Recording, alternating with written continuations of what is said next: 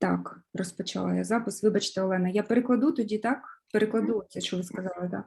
Олена says that at the beginning she felt that there was a kind of mess, that everybody was frightened and didn't know what to do with these people with military service.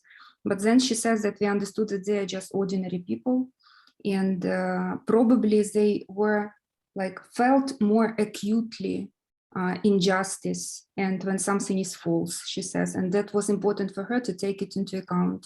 And she says that for her also what seemed important that she had to make like to create trust between her and her client, military serviceman. And she said that she provided them time in order to make this trustful relationship. And after that, it was smooth. I mean, I'm picking up a number of really important points there. To go back to the earlier comment, I think in some ways, I hope this group is like this, but, you know, I think it's important. It is crucially important in such moments as these that we remain connected to our peers and our colleagues, that we lean on each other for support. I also, you know, hearing about this work towards trust and this acceptance of the fact that we're just regular human beings, all of us dealing with this. I think there's a real humanness, a humaneness, and a compassion that I think is essential to remember in moments like these, when you're doing this work, or even if you're not doing this work right now, anyone right now. Бред каже, що він зараз слухає, він для себе так підсумовує, звертає увагу на найбільш такі важливі для нього моменти, і він наголошує, що, по-перше, це те, що було проголошено, що важливо залишатись як долученим, доєднаним до професійної спільноти, до своїх колег, для того, щоб отримувати цю підтримку. По-друге, що варто працювати над встановленням цих довірливих стосунків, так, і прийняття людини, з якою ми спілкуємося. Що важливо розуміти людей з військовим досвідом як звичайних істот, так, як звичайних людей, так, і що ці стосунки повинні бути побудовані на такій гуманістичній основі, на співчутті, на прийнятті. Ось так. Ну, насправді саме так і є, і, наприклад, для мене нове, з чим я стикнулася зараз, тому що ми дещо в інших умовах, коли я просто з цим ніколи не працювала раніше, коли новий колектив, і оця робота з надгуртованістю, да, над якоюсь такою притіркою один до одного, розумінням того, що ми всі є різні, але ми робимо спільну справу, тобто якось оцей от адаптивний такий момент, ну це між бійцями, так?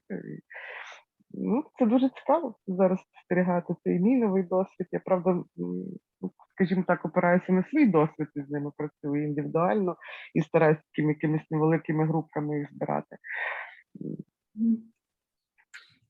Lena says that what was new for her and what she hasn't meant before, that she has to deal now with work with, how to say, peer support within soldiers, the kind of cohesiveness in the collective of them, and that is a new problem for her, she says, that still, even if they're all different, but they work under the same common issue. And she says that she tries to make this cohesiveness within small groups. Yes, and I think that that's most important. That's probably one of the most important things we do in working with soldiers. The way I think about it is it's a cultural issue. It's an issue of cultural competency. So if all of you came to Pitsburg, it might be more helpful for you if I got you to work together because you are Ukrainian and you're not from Pitsburg. The same is true for them. It's not a country, but it is still the military is still a culture. And so we have to treat it as we are not members usually of that culture. And so that's for me why the peer stuff is so important. Бред каже про те, що для нього, йому видається, що це одна із ключових речей, одна із найважливіших речей. Працювати над цією підтримкою і довірою від бійців від одного іншому. Так? Він каже, приклад такий, якщо б ви всі приїхали в Піттсбург, і я б з вами працював, було б легко це зрозуміти, тому що ви всі українці, ви всі представники однієї культури, і ви б легше згуртувалися. То так само і культура, військова культура – це також культура. І ми також, підкреслюємо цю єдність внутрі цієї культури, так, що вони можуть покладатися один на одного, довіряти один одному і так далі. I mean, I don't know what it's like in Ukraine, but in America, this kind of cultural competence in therapy is all the rage, right? So we're already very good, I think, at dealing with people who are different than us, who come from different cultures than us. And I would encourage everyone to think of the military as basically the same thing. They come from a different culture. There's an overarching values and experiences and behaviors that they share that we are not necessarily a part of. Бред каже про те, що є такий термін культурна компетентність, так, про те, що ми, коли розглядаємо іншу культуру, то ми розглядаємо там як свої звичаї, свої там якісь, як вона влаштована, ця культура. І так само він нам пропонує наближатися до культури військових, що також є речі, які так як під зонтиком, під парасолькою, їх також певним чином об'єднують, є щось спільне для них. І вони можуть за це триматися, і це їх може підтримувати. У мене виникло питання, якщо можна одразу. На даний момент я рахую, що мені пощастило, тому що я працюю зараз, я з ними поряд, з військовими, які були мотивовані, які прийшли добровільно. Зараз прийшов такий момент, що повинні доукомплектувати, наприклад, нашу роту людьми, скажімо так, яких призвали за примусом, тобто по повістці. І попередньо, вже так як ми там чуємо з того міста дислокації, де вони там є, да, то кажуть про те, що дуже складний контингент. Вони от цього мотивації цієї немає для служби, тому вони вносять дуже великий деструктив. З чого можна було би почати, наприклад, роботу з ними? Тому що там є люди зовсім різні. Там є ті, які вже мали, наприклад, певні, скажімо, там за плечима кримінальні справи, тобто відсидівші є. Да? Є такі, які, наприклад, алкоголіки, да, по житті. От як з ними починати працювати і як би їх так, можливо, було адаптувати якось цей колектив, який вже сформований. Alena says that her question for now is that she has been working with people who were motivated for their work and they were volunteers to come to the military service, and that was so to say easy to work with them. But now she says that she has got the news that the unit where she works will be completed with new people who were mobilized, so they were called to the military service. She says that she has heard that this is difficult, a lot of people to work with, because they have poor motivation. This is what she has heard. Some of them has got criminal offense in their history. Some of them has got problems with alcohol abuse. So with what to start to work with them? This is her question. Well, we've been talking about this for a few weeks, I think. This has come up a few times now. And I've even noticed it started to be on the American news. We are starting to hear now on the news that some Ukrainian soldiers are feeling this way. I don't know, I would put the question to the group. This isn't the first time we've had this conversation. So what has worked with these soldiers who are unmotivated or feeling, there's a lot of disappointment, I think I've been hearing about, so what has worked for others? Yeah. Бред каже так, що це проблеми, які ми обговорювали на попередніх сесіях. Він каже, і навіть наразі ми в новинах американських можемо чути, що є складнощі для українських солдат з мотивацією, що вони так почуваються, от як тільки що ви, Олена, переказали. То Бред каже, що я б хотів поставити це питання групі. З вашого досвіду, що працює для таких категорій солдат, у яких низька мотивація, які, можливо, розчаровані, переживають розчарування, то з вашого досвіду, як це?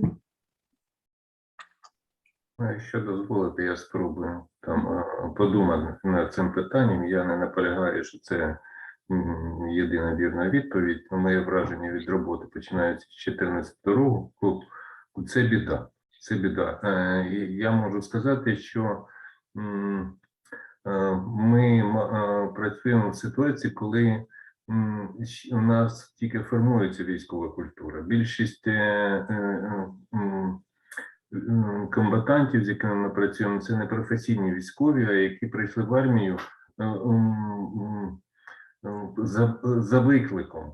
Не тому, що вони хотіли присвятити своє життя військовій службі, а тому, що просто потрібно було комусь рятувати країну.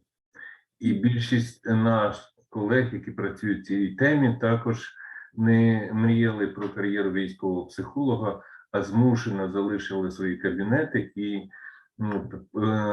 намагаються бути корисними в якості військових психологів. І тому культура тільки формується.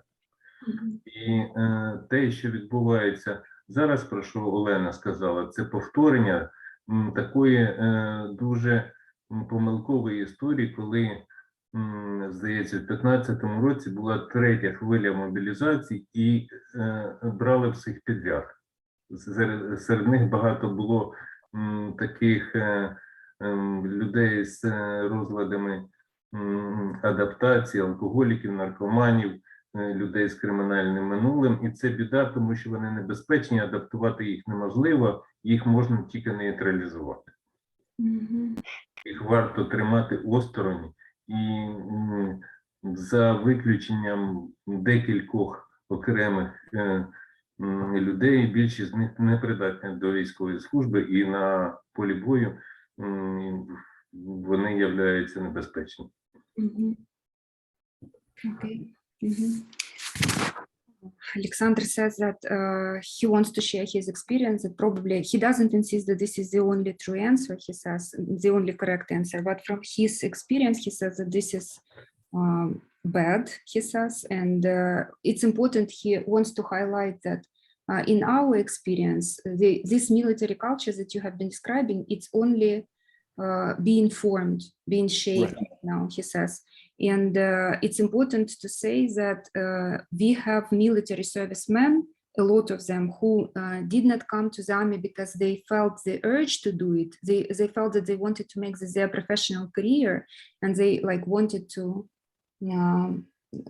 give their life for their country. But because they were called, because they were mobilized to serve in the army, and the same about our professional colleagues, about psychologists, that they didn't want, they didn't dream of becoming military psychologists, but because they want to be useful, helpful, and they work with the military servicemen, not because this is their choice, their free choice.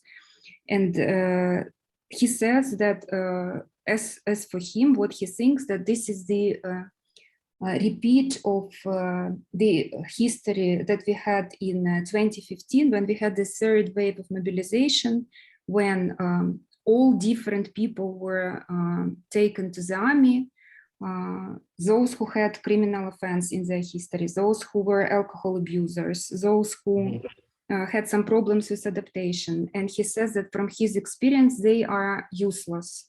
And only with acceptance of some separate particular people, the rest of them are even dangerous and they feel in the battlefield, and they should be neutralized. They should not be allowed, accepted to open military service.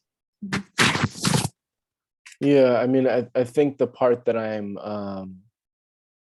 that strikes me, and I appreciate him for always reminding me of this, is that that your military culture is just starting to form. It is in its infancy. But when I was thinking about that and hearing you talk, it made me think, so if this culture is just forming and these men are acting this way, they're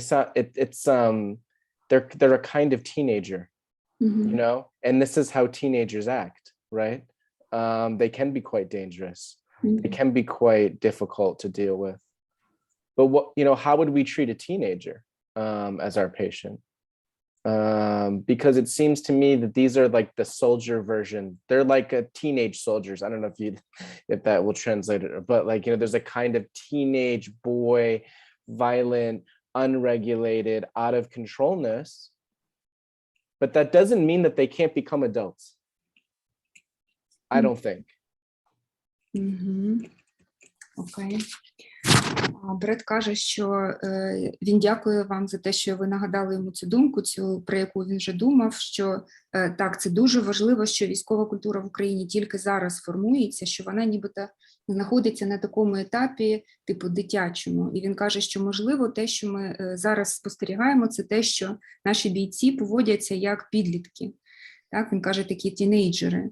Так, а вони можуть бути і небезпечні, і вони можуть бути складні взаємодії. І як ми, власне, ми як спеціалісти, фахівці, як ми поводимося, мусимо поводитися з тінейджерами, враховуючи те, що вони можуть бути там грубі, так, нерегульовані, що вони не можуть себе контролювати, але чи це означає, що вони не можуть стати дорослими? Ні, вони можуть вирости. Ось те, що він каже.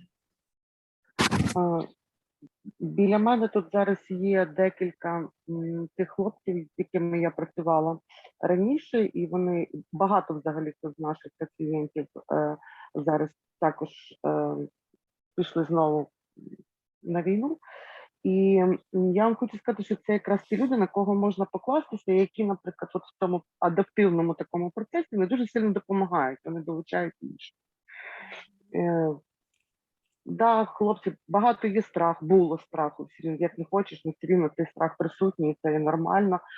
Але коли вони бачать, що такий самий, як він, наприклад, да, пройшов це, вони це сприймають якось і краще. Тому я таких залучаю собі на допомогу з ними. І це класно. Але є такі моменти, наприклад, коли люди з такими діагнозами, наприклад, я допускаю, що, наприклад, з діагнозом розлад адаптації там, чи навіть ПТСР можуть служити, продовжувати, да? Але такі, як з ЕПІ, і їм дають зброю, то я навіть не знаю, як тоді себе поводити в цьому випадку. А скажіть, будь ласка, те, щоб я правильно переклала. Ви кажете, що у вас тут є зараз хлопці, які пішли знову воювати. Що з ними було не так? Ви маєте на увазі, що були якісь проблеми також з адаптацією, там, скажімо, зловживання? Ну, це загалом ті, хто біля мене є, це ті, в кого були діагнози розладу адаптації і ПТСР. І ви кажете, що вони пішли, воюють, і вони навіть своїм... Вони пішли добровольцями. Так, вони пішли. Так. Це, що я казала, вони пішли добровольцями. Добре, дякую, Олена. Олена says that she has around her some guys and they have had in their history PTSD and some disorders of adaptation disorders, and still they are now warriors, they are military servicemen, and she says that following their experience, she sees that there are some other guys who like feel more enthusiastic when they watch these guys experience, and for them it also seems easier that they also may do it, they may deal with this. But still she doubts whether some other guys who have some more like gross diagnoses, if they are given weapons, then how should they be active military servicemen? It's a tough, you're in a tough situation, you know, because it's a very brutal, unfortunate situation. But I guess the reason why I point out the kind of adolescence that this is because when we work with adolescents, we have to remember to be patient. And I like this example of how some of these guys, when they're given the right kind of role model, they can latch on to someone and be pulled forward in a better direction. That's how psychological development works. And I think that we can try to mirror that. But at the same time, of course, everyone here is right that it can be very dangerous in the meantime. It can be very disappointing and scary. And that's just like everything else we always talk about, that's a very delicate balance. Що так, це таке важке питання, він каже, таке брутальне, так. Але чому він наголосив на цій метафорі підліткового віку про те, що коли ми, як це сказати, взаємодіємо з підлітками, то ми мусимо пам'ятати про те, що ми повинні бути терплячими, так, терпеливими, він каже. І ще він каже, що це класний приклад, який ви навели, що важливо, щоб була така рольова модель, за якою можуть слідувати інші. Так, що ми можемо навіть так покладатись на це і так стимулювати це, що є там певні люди, на яких можна орієнтуватися, і за ними типу потягнуться ті, які там, також зі своїми складнощами, але все рівно не забувати, що це може бути небезпечно, що це може приносити розчарування, і що з цим ми мусимо бути дуже обережні. Наразі я дякую. I think there was a hand raised before we, I don't want to move past this too quickly, but. Дорогі колеги, у когось була піднята рука, але ми так і не попросили, щоб людина висловилась. Я пам'ятаю, ніби це була Наталія. Чи я правильно кажу? Добрий день, колеги. Так, я піднімала руку, трошки ми забігмося далі, щоб колеги говорили. Я дякую Олені, моїй колезі, за те, що вона підняла таку тему. Дійсно, є ще в мене, хочу додати таке запитання щодо розчарування, тому що забезпечення, іноді людина йде мотивована, але стикається з малим забезпеченням чи відсутністю забезпечення і звертається до волонтерів, і це дуже важлива робота, але вона потребує часу. І людина, яка знаходиться в небезпеці, тут терпіння і промова про зачекання може бути недоречною. І також я хотіла ще відмітити таку специфіку між звичайною терапією і терапією військових, поранених, чи вона... От, наприклад, в практиці звичайна людина приходить з запитом, і вона вже готова до певної співпраці, навіть коли ми стикаємося з супротивом якимось в роботі, перенос або контрперенос, бо ми працюємо так з тими речами. Іноді з військовими це може бути одна зустріч, і вона може бути першою і останньою. І це теж певна специфіка, і ми таке саме можемо помітити і в звичайній практиці, але з військовими то викликано певними умовами. Іноді вони повертаються на поле бою, іноді вони в такому стані фізичному, що неможливо працювати, іноді це залежить від багатьох умов. Тобто це теж така специфічна робота, що це може бути єдина зустріч. Це те, що я хотіла відмітити. Дякую. Natalia says that for her, this problem with work with disappointment is also urgent. She says that she has dealt with cases when people were, when they came to the military service, they were deeply motivated to start to fight, right, to participate in military service. But because of poor, how to say, забезпечення, я думаю, як колеги, можливо, хтось знає англійською мовою забезпечення, як перекласти. Олег, я знаю, що ви з англійською мовою забезпечення. Типу, ви маєте на увазі, що амуніція, так? Типу... Так, ви можете перекласти як озброєння, амуніція і такі. Equipment. Дякую вам дуже. That because of the story that this soldier was badly equipped, he says. Yeah. She says, badly equipped or poorly equipped, right? And she has to wait for equipment to come. He addresses volunteers to help him. And that also like disappoints and disencourages this military guy. And because of that, she says, when we urge him to be patient, it's strange and it may be even dangerous, she says. And she also wants to say, she wants to highlight the specifics of work with military service in comparison with civilians, she says. Yeah. That in civilians, we typically work with requests, that we understand what the request is, that we work with resistance, with transference, counter-transference, and that's it. But with military service, there can be only one meeting, one session that we have. And these guys may be in very bad physical state. They may, after this one session, they may get back to the battlefield.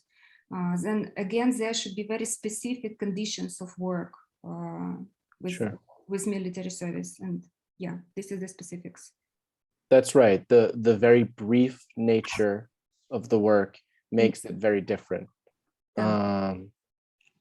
I don't think that ultimately precludes dealing with all things like resistance or transference.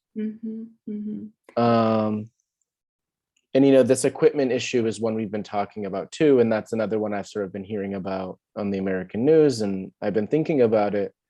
And I mean, my instincts are to work with that issue in the same way I would work with any issue, which would be to ask, what does it mean to this guy to feel like he doesn't have the right equipment? What does that mean to you? What does that feel like? What do you think about that? Because my guess is that they feel like they've been let down, that they feel like they haven't been taken care of, that they feel like they've been maybe even betrayed by their leaders. I don't know if any of that is really true, but I'm sure it feels that way. And if it's not true, but it feels that way, then there's space for us to do something, you know, to maybe shift just a little bit. Okay. Does that make sense? Yeah, I think it does. I will translate. Бред каже про те, що так, специфіка оця, яку ви наголосили, що це може бути єдина зустріч, він каже так, що специфіка в тому, що це дуже такий мимольотний, швидкий такий досвід, так, взаємодії. Але він каже, я не знаю, я не певний, чи він справді так сильно впливає на те, що немає спротиву, немає переносу, контрпереносу і всіх інших речей. Він каже, я не певний. А те, що стосується обмандірування, того, якого я не знала, як перекласти, так, він каже, так, ми також вже про це говорили, і також я чую про це в новинах американських, і він каже, я про це багато думав, і я б із цією проблемою так само працював. Я би спитав у цього бійця, а що це для вас означає, а як ви почуваєтесь з цього приводу, а що ви про це думаєте? І він каже, я так очікую, що він може сказати, цей боєць, що, можливо, він почувається, що, типу, його предали, зрадили, та, можливо, про нього забули, можливо, його підвели на русском язикі. І він каже, я не знаю, чи це так, але це його почуття можуть бути такими. І тоді, можливо, це буде певний такий простір між тим, що є, і тим, як він почувається з цього приводу. І ми могли б з цим щось робити, він каже. Ми могли б це обговорювати. Які ваші думки? I mean, there's a big difference between having bad equipment because your leaders are incompetent or inept, or having bad equipment because things are just fucked up right now. You know, like it's a mess. You know, and one of them is malicious. One of them is evil. If your leaders are corrupt or they're incompetent, that's a very different problem. But it might just be that things are a mess. I mean, I don't know. I'm not on the ground there. But, you know, it's helpful to try to help the soldier figure out which one of those it is. Are you being let down, or is there just no good answer these days? Ага, він каже, що ця проблема з поганим забезпеченням, він каже, що йому здається важливим, типу, разом з бійцем спробувати прояснити його почуття і думки з цього приводу. Одна річ, що він може бути погано забезпечений через те, що є компетентні лідери, так, і те, що це, ну, там, якісь дії такі, як це, скеровані проти цих бійців, так.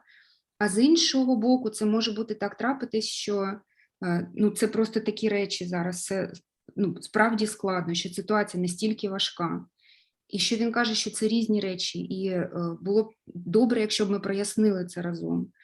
І, можливо, тоді і почуття цього бійця також зміняться. З того, що його зрадили, так, і його там, про нього забули, це будуть якісь інші переживання.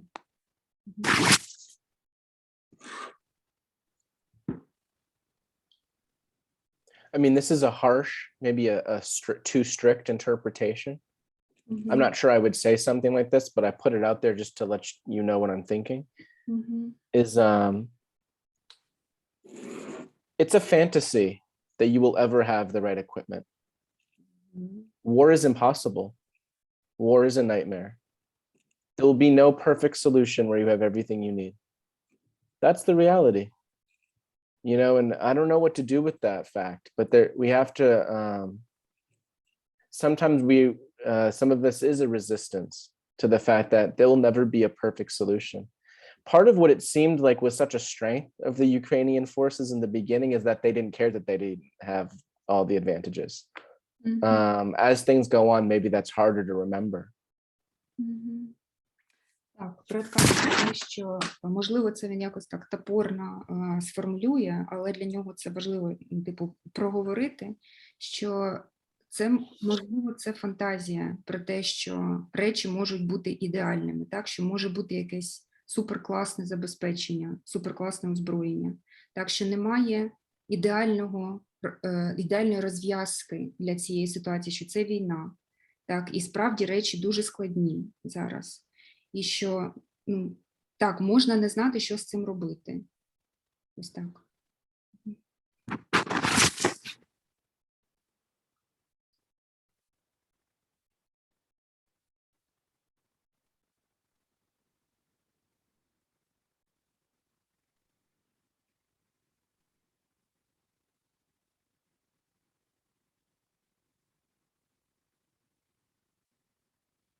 You know, one thing I've been thinking about, we, you know, maybe don't have a ton of time to address this today, but going forward, I had the thought that we've been talking a lot about what it's like for these soldiers.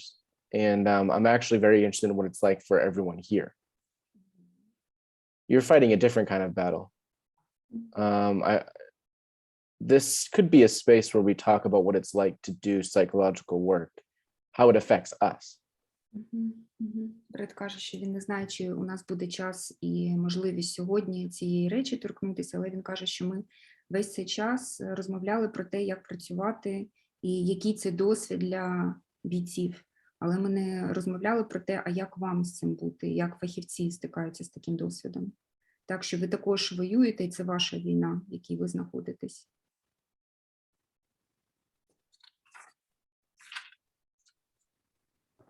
Maybe you don't feel like you have all the things you need to do the good work that you're trying to do. Можливо, у вас немає почуття, що у вас є достатньо всього, щоб гарно робити ту роботу, яку ви хочете робити.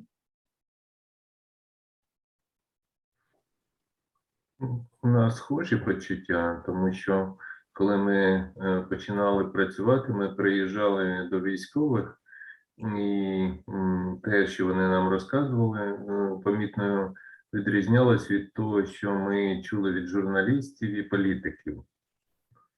То, що ми знали про війну, стрічки новин, то, що ми дізнавалися від безпосередніх учасників війни, помітно розрізнялось.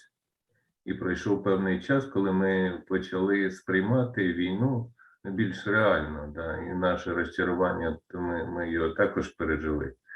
І ті, хто вперше потрапив на війну, це з лютого-березня місяця, вони здебільшого також поступово переживають це розчарування і розуміють, що реальність інша, чим та, до якої вони себе готували. Це такі природні переживання, там, сприйняття реальності.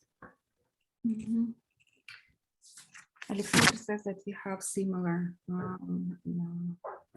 similar feelings, similar experience. He says that when we started to interact with this war, with soldiers, and with this experience, we also faced the fact that what we expected to be from news, from journalists, from politicians, was very different from what we heard from witnesses of this war, from military service guy, and that we also experienced disappointment, and we lived through this disappointment, and these are very natural feelings, he says, and that with time eventually we learned ourselves how to treat this war in more realistic way, he says. And also what we see now, that those who got, like, who encountered with the war starting from February or March of this year, that they also were disappointed, and they also, like, are going through this disappointment, and they are learning how to treat war in a more realistic way.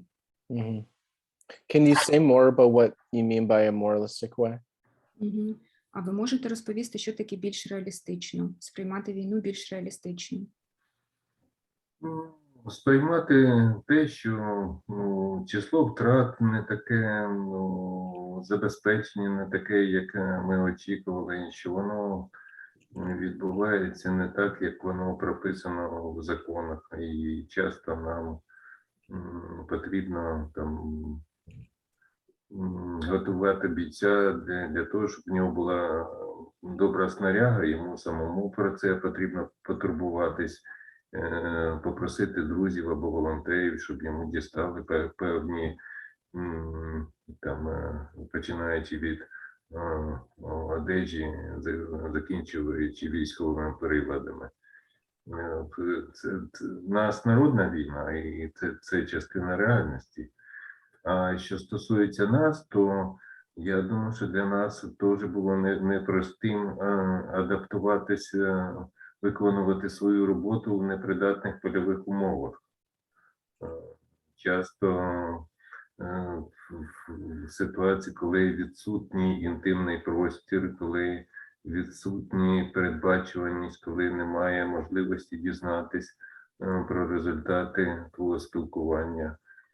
І це також частина реальності, яка в звичайній практиці з цивільними для нас була незнайома.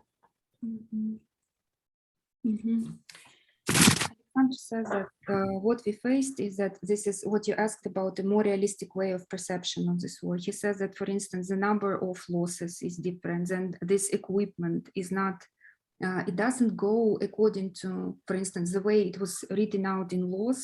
That what we have to prepare our soldiers for is that if he begins to be a military serviceman, then he's not surely, not for sure he will get his equipment, that he should ask probably his friends or his volunteers, some volunteers that he knows, to help him, starting with clothes, military clothes, and then also to some appliances, military appliances.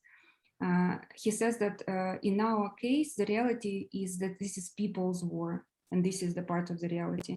And then if we speak about professionals, about like the side of professional work, then what we had to get adapted to is that we have to realize how to say to do our work like in the field, so to say, that this is unexpected and we were not adapted to such kind of work, that we don't have, for instance, intimate space for interaction, that this work is not predictable, that very often we do not get the feedback like about the results of this communication, of this interaction.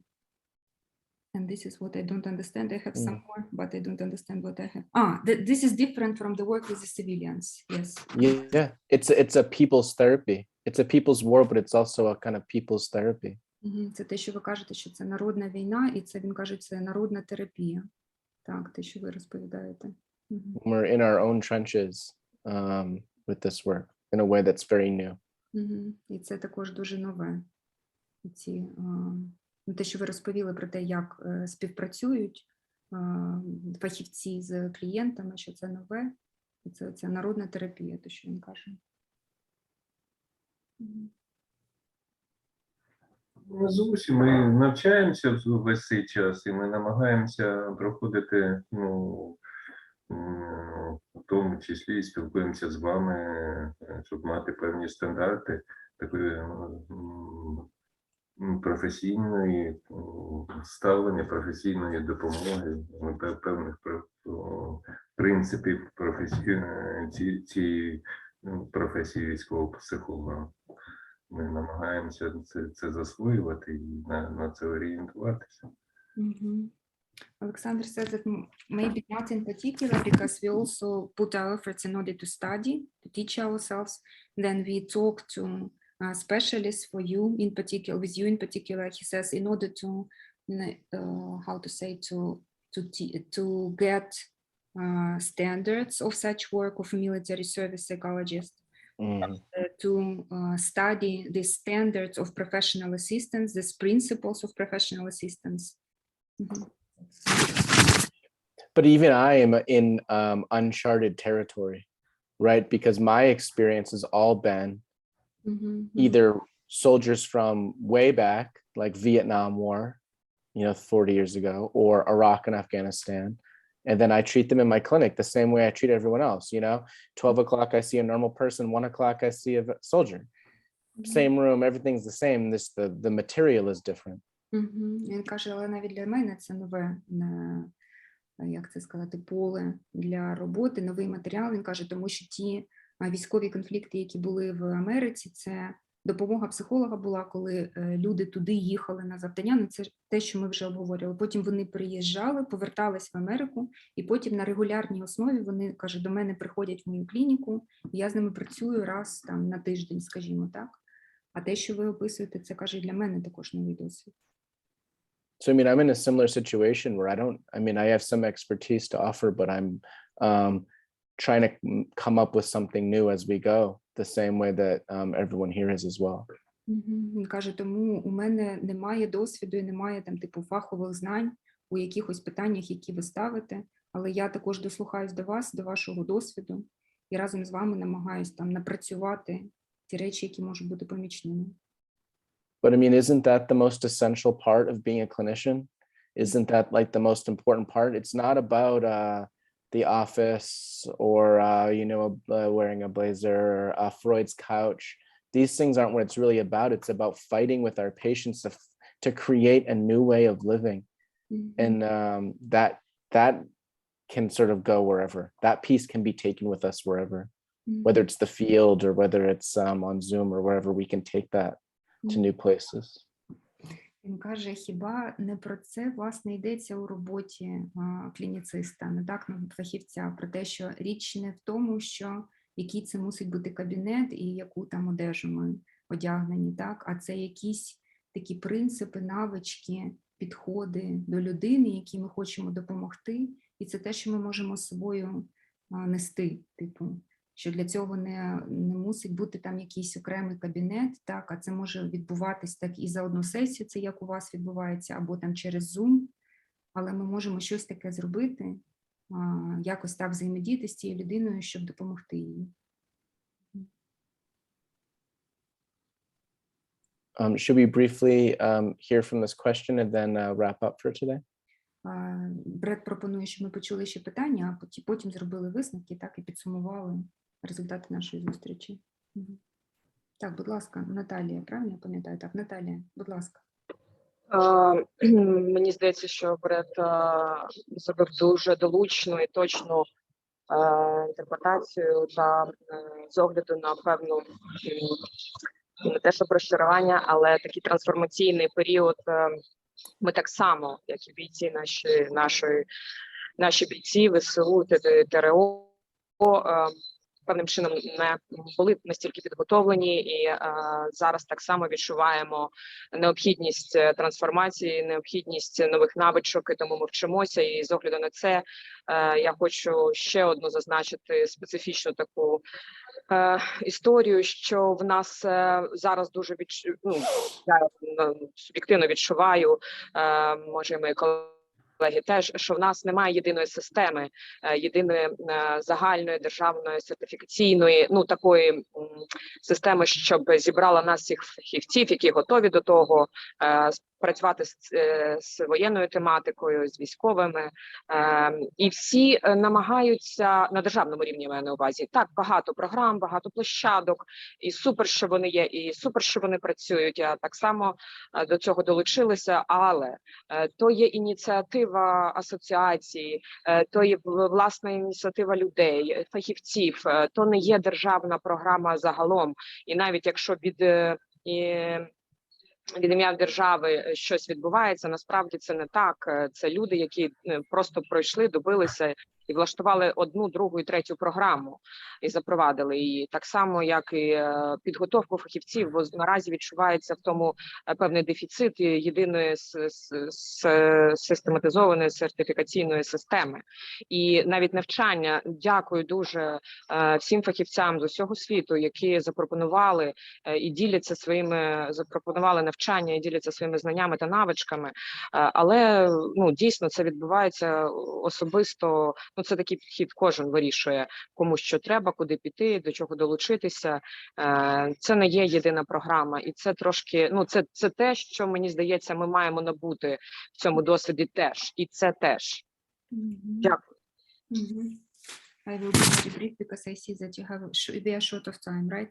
Natalia says that for her also what is specific about this current situation that we don't have a common joint single system of certification on a state level of preparation of specialists, she says, of certification of that all the initiatives that she said that she appreciates, that there are a lot of opportunities from foreign specialists also within the country for discussions, for sharing experience. But this is important. This is not a common service, that we don't have standards on what to orient ourselves.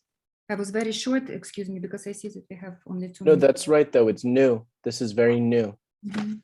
And we're working on it as best we can in these groups. I mean, I have articles I could send, but they're all in English. I don't know if that would be helpful or not. But I think the fact of the matter is, just like the equipment, there's no amount of certification or training or expertise that can prepare you for what you're doing right now. The best thing we can do is to talk about it together and try to hold our experience together, to consult each other. But it'll always be confusing and new. I would encourage us to think of that as a positive thing, as a really, there's a strength to that. But I understand that it's very hard. Фред каже так, що це новий такий фактор, так, з яким ми всі стикнулися зараз, але він хоче наголосити, що як і у питанні з цією амуніцією, так, амундіруванням, він каже, що, напевно, не буде достатньої колись сертифікації або підготовки, або навчання, яке могло б підготувати нас всіх до того досвіду, з яким ми зараз стикаємось. Що це також, можливо, така ілюзія, так, що воно може бути достатнім, ця підготовка або ця сертифікація. Він каже, що для мене важливо, що є така, він вбачає вихід у тому, що можна це обговорювати, можна ділитися своїм досвідом, так, можна якісь з'ясовувати такі ключові речі, які працюють. А цей досвід завжди буде, confusing, так, збивати типу з пантелику, через те, що це специфіка досвіду, це досвід сам такий. So we'll have to leave it there for today. Next time in 2 weeks, it'll be someone else, possibly Dr. Brooke, but definitely someone else, and then I'll pick up in 1 month. Thank you. Бред нам пропонує на цьому зупинитися. Він каже, що наступного разу через 2 тижні ми зустрінемо, що це буде інша людина, тому що Бред буде у відрядженні, можливо, доктор Брук, але можливо ні, хтось інший, а потім він знову долучиться до нас. Okay, take care, and I'll see you all then. Thank you. Have a good day. Thanks a lot, Brad. You're welcome. Thank you. You're very welcome.